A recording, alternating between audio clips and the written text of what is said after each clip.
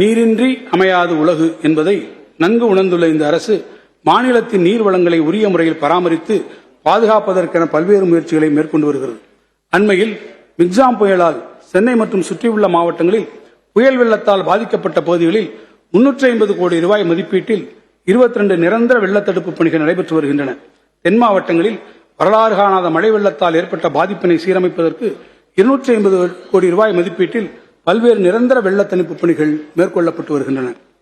பருவகால மழைநீரை முறையாக சேமிக்கவும் பாசனத்திற்கு உரிய நீரை உறுதி செய்யவும் வரும் நிதியாண்டில் தரைகீழ் தடுப்பணை, கால்வாய் சீரமைப்பு, புதிய அணைக்கட்டு போன்ற நீர் செறிவூட்டும் கட்டுமானங்களும் நீர்ப்பாசன பராமரிப்பு பணிகளும் 734 கோடி ரூபாய் மதிப்பீட்டில் மேற்கொள்ளப்படும். அணைகள் மற்றும் கதவணைகளில் பழுதடைந்துள்ள கதவுகளை மாற்றி புதிய கதவுகள் அமைத்திடவும் பழுது பார்த்து பராமரிக்கவும் 66 கோடி ரூபாய் மதிப்பீட்டில் பணிகள் மேற்கொள்ளப்படும். தமிழ்நாட்டில் காவிரி வடிநிலத்தில் நீர் மேலாண்மையினை திறம்பட செய்யும் பொருட்டு கல்லணை கால்வாயினை நீட்டித்தல், புனரமைத்தல் மற்றும் நவீனமயமாக்குதல் திட்டத்தின் முதல் கட்டமாக 1037 கோடி ரூபாய் மதிப்பீட்டில் பணிகள் மேற்கொள்ளப்பட்டு நிறைவு பெறும் தருவாயில் உள்ளன. தற்போது இரண்டாம் கட்டமாக வரும் நிதியாண்டில் 400 கோடி ரூபாய் மதிப்பீட்டில் பணிகள் மேற்கொள்ளப்படும். இதன் மூலம் தஞ்சாவூர் மற்றும் புதுக்கோட்டை மாவட்டங்களில் உள்ள 2.3 லட்சம் ஏக்கர் பாசன நிலங்கள் பயன்பெறும். மாநிலத்தில் உள்ள நீர்வளங்களின் மேலாண்மையை திறம்பட மேற்கொள்வதற்கு தமிழ்நாடு நீர்வள தகவல் மற்றும் மேலாண்மை அமைப்பை 30 கோடி ரூபாய் மதிப்பீட்டில் செயல்படுத்த அரசு ஒப்புதல் அளித்துள்ளது. இந்த இணைய தகவல் தளம் விரைவில் தொடங்கப்படும்.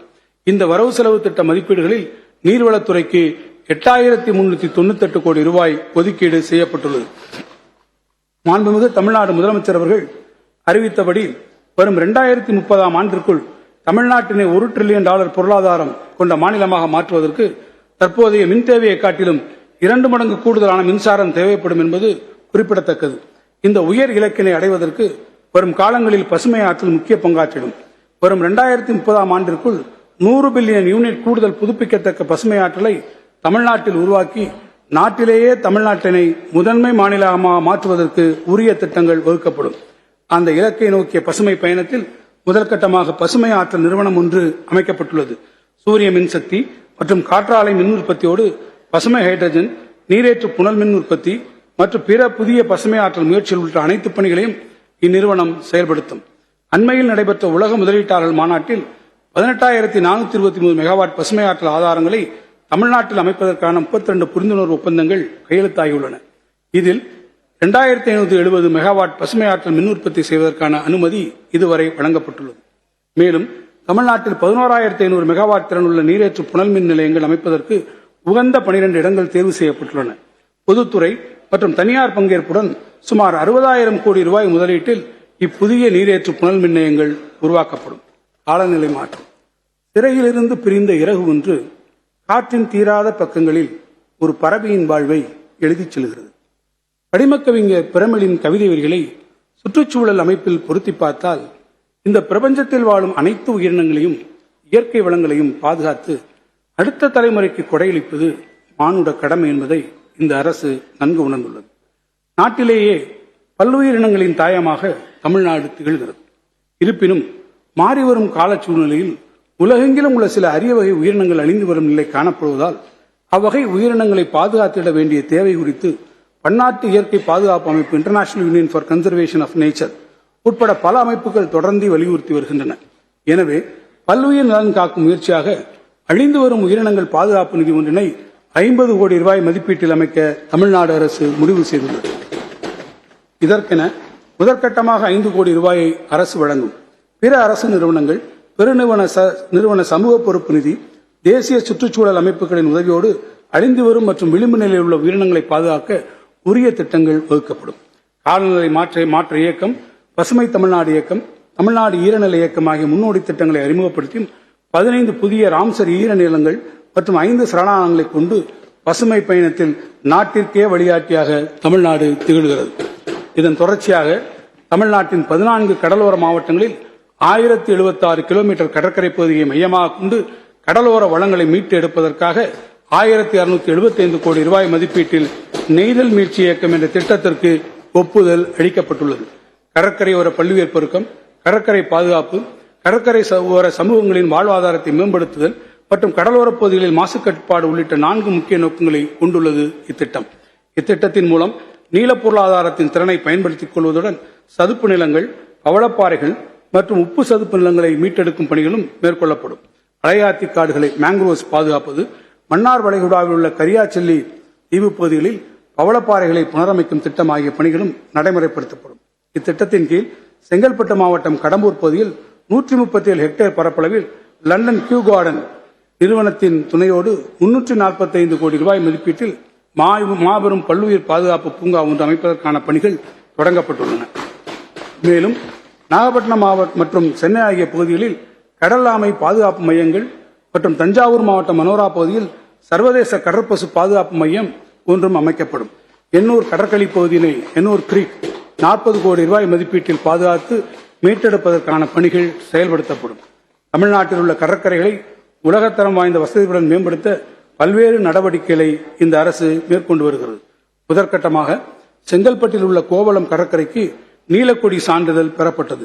அதன் தொடர்ச்சியாக சென்னையில் மெரினா கடற்கரை, ராமநாதபுரத்தில் அரியமான், தூத்துக்குடியில் காயல்பட்டினம், திருநெல்வேலியில் கோடாவிளை, நாகப்பட்டினத்தில் காமேஸ்வரம், புதுக்கோட்டையில் கட்டுமாவடி, கடலூரில் சில்வர் கடற்கரை, விழுப்புரத்தில் மரக்காணம் ஆகிய இடங்களில் உள்ள முக்கிய கடற்கரை பகுதிகளை தேர்ந்தெடுத்து 250 கோடி ரூபாய் மதிப்பீட்டில் பல மேம்பாட்டு திட்டங்களை நடைமுறைப்படுத்தி நீலக்குடி கடற்கரைகள் சான்றுகளை பெற திட்டமிடப்பட்டுள்ளது.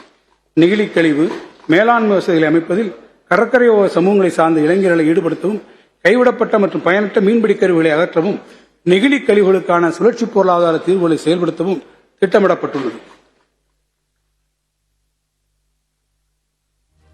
தமிழ்நாட்டின் கடைக்கோடி கிராமங்களுக்கும் தரமான போக்குவரத்து சேவைகளை தொடர்ந்து வழங்கிட புதிய பேருந்துகளை வாங்க வேண்டிய தேவை எழுந்துள்ளது.